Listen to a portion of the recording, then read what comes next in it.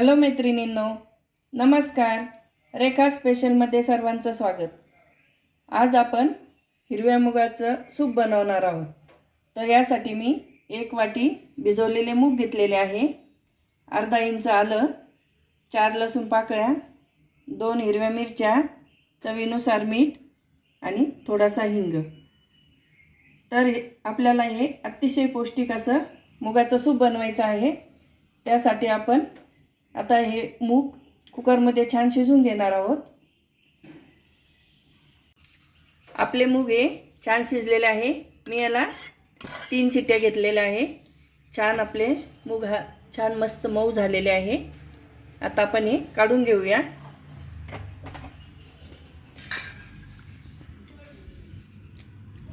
एका बाउलमध्ये आपण हे काढून घेणार आहोत. याला तुम्ही रवीने किंवा मिक्सरमध्ये फिरून घेऊ शकता, म्हणजे आपलं सूप हे छान दाटसर होईल. अतिशय पौष्टिक हे मुगाचं सूप तयार होतं. तुम्ही नक्की करून बघा. मूग हे मी छान शिजवून घेतलेले होते, ते हे मी मिक्सरमधून छान बारीक करून घेतलेले आहे. अशा पद्धतीने आपल्याला हे बारीक करून घ्यायचं आहे. चला तर आता आपण याला फोडणी करून घेऊया. प्रथम आपण इकडे छान कढई तापायला ठेवलेली आहे. कढईमध्ये मी 1 चमचा गावरान तूप घालून घेतलेला आहे. आता आपण यामध्ये जिऱ्याची फोडणी देणार आहोत. जिरं छान तापले. आता आपण यामध्ये हिरवी मिरची, लसूण, अद्रक बारीक करून घेतलेला आहे, हे आपण यामध्ये घालून घेणार आहोत.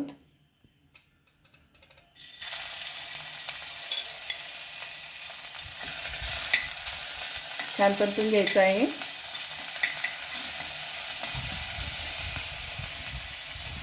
थोडासा हिंग,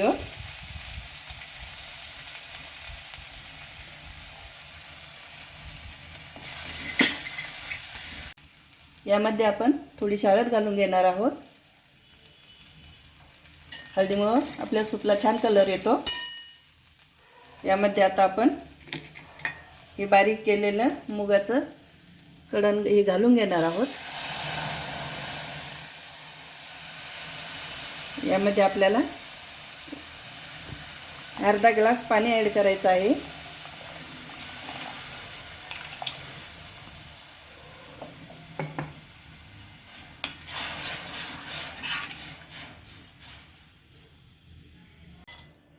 आपलं मुगाचं कढण हे छान उकळलेलं आहे.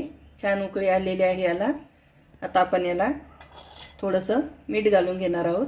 सुरुवातीला देखील आपण थोडंसं मीठ घातलेलं आहे, त्यामुळे आपल्याला थोडंच मीठ वापरायचं आहे.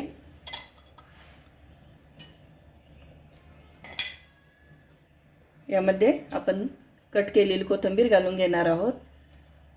अतिशय पौष्टिक असं आपलं सूप तयार झालेलं आहे. चला तर आता आपण हे एका बाउलमध्ये काढून घेऊया.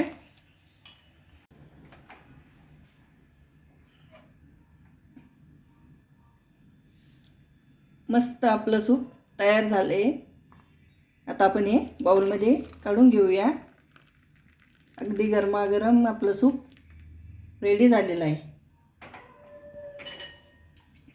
यावरती आपण थोडीशी कोथिंबीर घालून घेऊया.